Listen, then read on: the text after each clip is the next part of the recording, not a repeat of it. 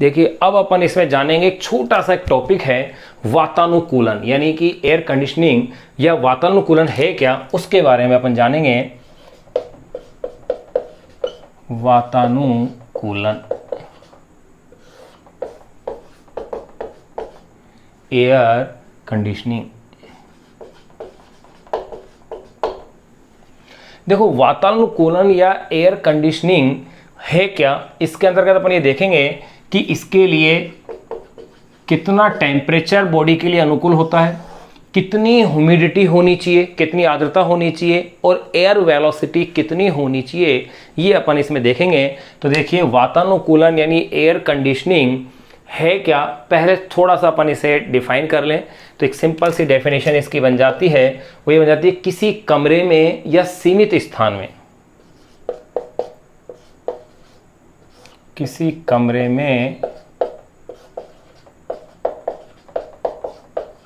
या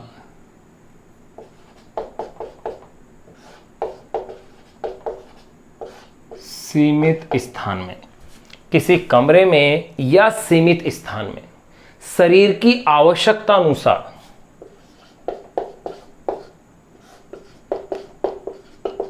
शरीर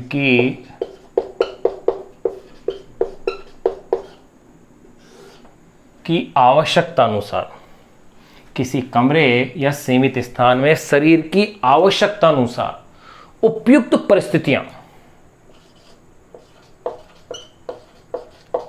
उपयुक्त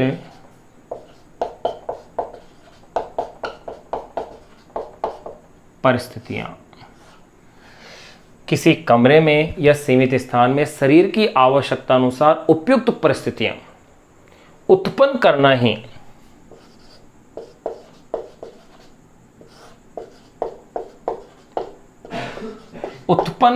ही वातानुकूलन कहलाता है।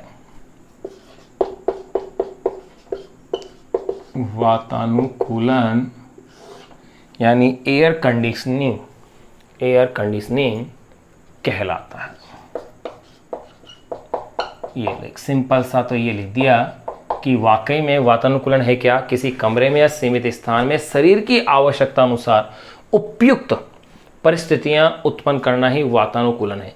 जो एयर कंडीशनिंग है यानी वातानुकूलन है, उसके लिए तापमान कितना होना चाहिए, तो इसके लिए अनुकूल तापमान होता है 23 डिग्री सेल्सियस से 25 डिग्री सेल्सियस माना गया है। 23 degree Celsius to 25 degree Celsius तक, ये इतना टेम्परेचर होगा। अगर ह्यूमिडिटी की बात की जाए कि आर्द्रता कितनी होनी चाहिए वातानुकूलन के लिए, तो 60 से 65। अगर 60 से 65% की आर्द्रता और वायु की गति की अगर बात की जाए तो वो होएगी 2.5 मीटर पर सेकेंड, इतनी स्पीड ये वायु की रहेगी। और तापमान रहेगा 23 डिग्री सेल्सियस से 25 डिग्री सेल्सियस तक, और आर्द्रता 60 से 65 डिग्री सेल्सियस, वायु की गति 2.5 मीटर पर सेकेंड। देखिए ये वैल्यूज आपको ध्यान रखनी है। तो यहाँ पर एयर कंडीशनिंग यानी वातानुकूलन के लिए क्या उपयुक्त परिस्थितियाँ होती हैं वो जान ली है। फर्स्ट, टेम्परेचर के लिए 23 डिग्री सेल्सियस से 25 डिग्री सेल्सियस तक होना चाहिए। ह्यूमिडिटी 60 से 65% तक होनी चाहिए। वायु की गति 2.5 मीटर पर सेकंड होनी चाहिए। एक बार आप इसे नोट कीजिएगा एज इट ऐसे कैसे।